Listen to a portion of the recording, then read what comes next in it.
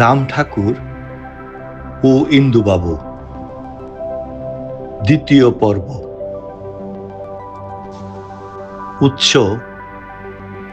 কলকাতা বিশ্ববিদ্যালয়ের ইতিহাস বিভাগের আশুতোষ অধ্যাপক শ্রী শ্রী রাম ঠাকুরের পরম ভক্ত ও পার্ষদ ডক্টর ইন্দুভূষণ বন্দ্যোপাধ্যায় মহাশয়ের লেখা গ্রন্থ রাম ঠাকুরের কথা।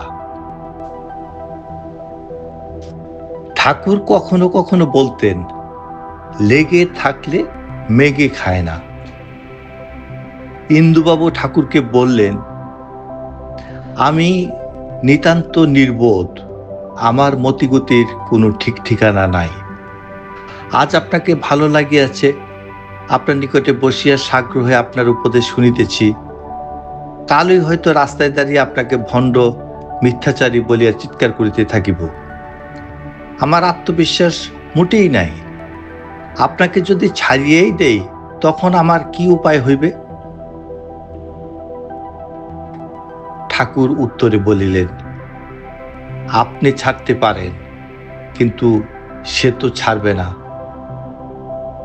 ইন্দুবাবু লিখলেন, আমি আনন্দে হতবাক হয়ে গেলাম। কি আশ্চর্য করুণা, কি জীবন্ত আশ্বাস! তাহার বিরুদ্ধাচরণ করিলেও তিনি পরিত্যাগ করিবেন না। সত্যই তো, আমি চিন্তা করিয়া মরি কেন? আমি আসিতে চাহি নাই, তিনি আমাকে কাছে টানিয়া লইয়াছেন। রাখিতে হয় রাখিবেন, মারিতে হয় মারিবেন। একখানি পত্রে ঠাকুর লিখেছিলেন, সর্বদাই গুরুর নিকটে থাকিতে লালসা রাখিয়া তাহারই নিকটে, তাহারই বাঞ্ছিত অবস্থায়, তাহারই কুলে ছোট ছেলেটির মতো সর্বদা বসিয়া আছেন, এরূপ কল্পনা করিতে চেষ্টা করিবেন। তাহার রক্ষিত জনের ভয় কি? বেদবাণী প্রথম খণ্ড ৮৬ নম্বর পত্র। ইন্দুবাবু লিখলেন, ঠাকুর রহিয়াছেন, সুতরাং আমার আর ভাবনার কিছুই নাই, এই চিন্তার অনুশীলনী লেগে থাকা।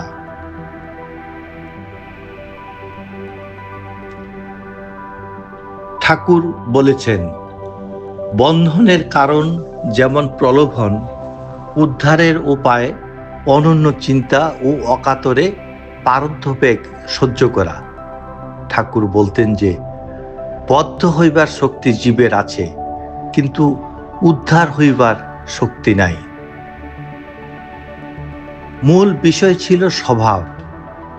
তিনি বলেছেন, স্বভাবে থাকাই ধর্ম, স্বভাবকে ছাড়িয়াই জীব অভাবে পড়িয়া যায় এবং তাহাতেই সুখ দুঃখকর দ্বন্দ্বের সৃষ্টি হয়। পরিশেষে বলেছেন, অকর্তা বুদ্ধি স্বভাব, কর্তৃত্ব বুদ্ধি অভাব।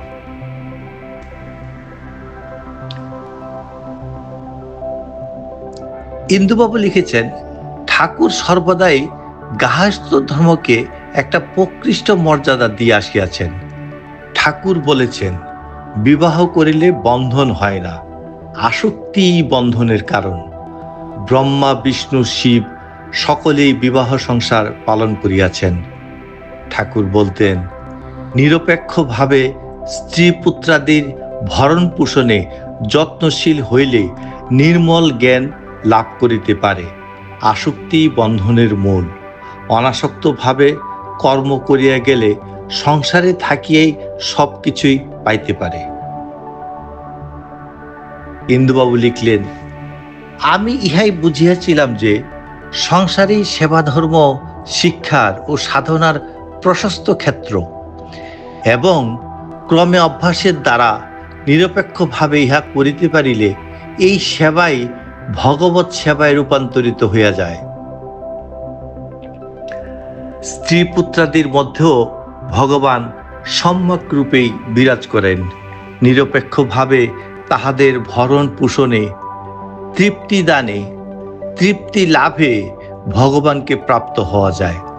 তাহার দীর্ঘ জীবনের প্রায় অর্ধাংশ তিনি অক্লান্তভাবে গৃহে গৃহে ঘুরিয়াই কাটিয়া গিয়াছেন। যখন কাহারু বাড়িতে আসিতেন, তখন সে বাড়িরই একজন হইয়া যাইতেন। যে কয়দিন থাকিতেন নিতান্ত আপনার জনের মতোই থাকিতেন, আবার যখন চলিয়া যাইতেন একবারও ফিরিয়া তাকাইতেন না।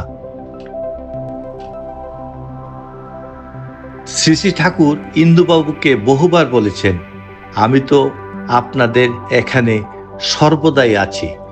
ইন্দুবাবু লিখেছেন, তাহার আচরণে স্পষ্টই মনে হয়েছে যে আমার পক্ষে আমার এই গৃহ অপেক্ষা প্রকৃষ্টতর স্থান যেন আর কোথাও নাই। তীর্থ ভ্রমণে যাওয়া, নানা স্থানে ঘুরিয়া বিগ্রহাদি দর্শন করা ইত্যাদি বিষয়ে কোনোদিন কোনো কথাই তিনি আমাকে বলেন নাই। কিন্তু আমি জানি যে কেহ সন্ন্যাসী হইয়া বাহির হইয়া গিয়াছেন শুনিলে তিনি কখনো কখনো বলিয়াছেন, উনি তো সন্ন্যাসী হন নাই, উনি সুখান্বেষী হইয়াছেন। ঠাকুর প্রকৃত সন্ন্যাসকে অশ্রদ্ধা বা অবজ্ঞার চক্ষে দেখতেন না। সুখান্বেষী কথাটা তিনি মর্কট বৈরাগ্যকে লক্ষ্য করে ব্যবহার করতেন। এক ভদ্রলোক সন্ত্রস্ত স্বরে ঠাকুরকে বললেন, তবে উপায়? ঠাকুর বললেন, উপায় নিরুপায়। ইন্দুবাবু লিখেছেন, অর্থাৎ সম্পূর্ণরূপে নিরুপায় না হইলে উপায় হইবে না। ওই ভদ্রলোক কি বুঝিয়াছিলেন জানি না। পূর্বে বলিয়াছি যে ঠাকুর বলিতেন, অকর্তা বুদ্ধি স্বভাব, কর্তৃত্ব বুদ্ধি অভাব। অকর্তা বুদ্ধি ও নিশ্চেষ্টতা একই কথা, একটা না আসিলে অন্যটা আসিতে পারে না, এবং যথাসম্ভব পারদ্ধ বেগ সহ্য করিয়া ক্রমে নিশ্চেষ্টতার পর্যায়ে উঠাই জীবের পুরুষার্থ। ইহার প্রকৃষ্ট দৃষ্টান্ত প্রহ্লাদ। প্রহ্লাদের নিশ্চেষ্টতা তাহার অনন্য ভগবত নিষ্ঠা তদানুসাঙ্গিক অকর্তা বুদ্ধিরই রূপান্তর মাত্র। একদিক হইতে দেখিলে যাহা অনন্য নিষ্ঠা, অপর দিক হইতে দেখিলে তাহাই অকর্তা বুদ্ধি এবং নিশ্চেষ্টতা, এত ভিন্ন অন্য কিছু নহে। কখনো কখনো ঠাকুর বলতেন, সংসারে 3 প্রকারের লোক আছে, করিমুল্লাহ, সুনাউল্লাহ আর বকাউল্লাহ। ইন্দুবাবু লিখলেন, যাহারা মনোযোগ দিয়া কথাগুলি শুনিয়া লইয়া তদ অনুসারে কার্য করিয়া যায় তাহারা করিমুল্লাহ। সংখ্যায় ইহারা নিতান্তই বিরল। যাহারা কিছু করুক বা না করুক, অন্তত কথাগুলি শুনে তাহারা সুনাউল্লাহ। ইহারাও সংখ্যায় খুব বেশি নয়। নিবিষ্ট মনে কোনো কিছু শুনিবার ধৈর্য অধিকাংশেরই নাই, কিন্তু আমরা যে বেশিরভাগই বকাউল্লাহ তাহা নিঃসন্দেহ। ঠাকুরের সঙ্গে জীবজন্তুদের একটা ঘনিষ্ঠ অন্তরঙ্গতা ছিল। ঠাকুর বলতেন, নিজের মধ্যে হিংসা না থাকিলে অপরেও হিংসা করে না। ইন্দুবাবু লিখেছেন, ঠাকুর একদিন প্রসঙ্গক্রমে আমাকে বলিয়াছিলেন, প্রাণের সঙ্গে আত্মীয়তা করিয়া লইতে পারিলে সকল প্রাণী আত্মীয় হইয়া যায়, কাহারও সহিত আর কোনো বাদ বিসংবাদ থাকে না। প্রাণ মূলত এক, আধার ভেদে বিভিন্ন বলিয়া প্রতীয়মান হয় মাত্র।